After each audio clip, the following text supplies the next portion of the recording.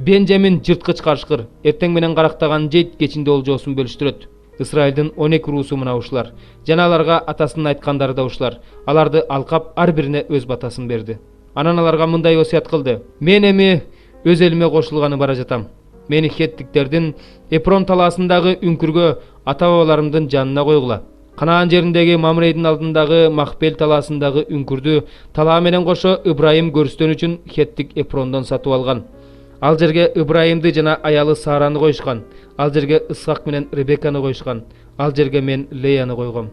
Ал талаа жана талаадагы үңкүр Хет уулдарынан сатылып алынган." Ошентип Жакып уулдарына осуяттарын айтып бүттү да, буттарын төшөккө коюп, жан берип, өз элине кошулду. 50 бөлүм. Жусуп атасынын үстүнө жыгылып, ыйлап аны өпкүлөдү. Анан Жусуп дарыгер кызматчыларына атасын чирибес кылып, бальзамдап катырууга буйрук берди. Дарыгерлер Исраилди бальзамдап катырышты. Ошентип арадан 40 күн өттү. Анткени бальзамдап катырууга 40 күн керек эле. Мисирликтер 70 күн аза күтүп ыйлашты. Аны жоктоп ыйлаган күндөр аяктагандан кийин Жусуп фараон сарайындагыларга мындай деп кайрылды: "Эгерде мен силердин алдыңарда ырайым тапкан болсом, анда фараонго мындай дегиле: Атам менден мындай деп ант алган эле: менин көзүм өтүп бара жатат. Мени Канаан жеринде өзүм үчүн казган көргө койгула. Мен эми ошол жерге барып атамды коюп келүүнү каалар элем. Ошондо фараон атаңа берген антың боюнча барып атаңды коюп кел" деди. Жусуп атасын койгону жөнөдү. Аны менен фараондун кызматчылары, үйүндөгү аксакалдар жана Мисир жериндеги аксакалдар, өзүнүн бүт үй бүлөсү, бир туугандары жана атасынын үйүндөгүлөр кетишти. Гошен жеринде балдары менен майда жана бодо малдарын гана калтырышты. Аны менен бирге арабалар менен атчандар кошо жөнөшкөндүктөн эл абдан көп болду.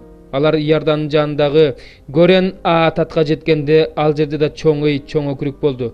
Жусуп атасын жоктоп 7 күн ыйлады. Ошондо ал жерде жашаган канаандыктар Горен Аататтагы ыйды угуп, мисирликтер аябай жоктоп ыйлашты дешти. Ошондуктан ал жер Иордандагы мисирликтердин ыйы деп аталып калды. Жакыптын уулдары атасы кандай айтса ошондой кылышты. Уулдары аны Канаан жерине алып барып, Махпел талаасындагы үңкүргө коюшту. Ибрайым аны талаа менен бирге Мамрейдин алдындагы хеттик Эпрондон менчик көрүстөн үчүн сатып алган. Атасын койгондон кийин Жусуп бир туугандары менен өзү менен бирге атасын койгону баргандар менен Мисирге кайтып келди. Жусуптун бир туугандары атасы өлгөндөн кийин Жусуп бизди жек көрүп калса эмне болот? Ага кылган жамандыгыбыз үчүн өч алгысы келсечи дешип, Жусупка мындай деп айтырып жиберишти: "Атаң өлөр алдында Жусупка минтип айткыла: бир туугандарың сага жамандык кылышты, алардын айыбы менен күнөөсүн кечир" деген. Эми атаңдын Кудайынын кулдарынын айыбын кечир. Муну айтып жатканда Жусуп ыйлады. Бир туугандары өздөрү да келип, анын алдына жыгылып, "Эми биз сенин кулуңбуз" дешти. Жусуп аларга: "Коркпогула, анткени мен Кудайдан корком.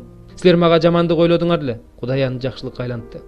Көп сандаган адамдардын өмүрүн сактап калыш үчүн азыр болуп турганды ишке ашырды."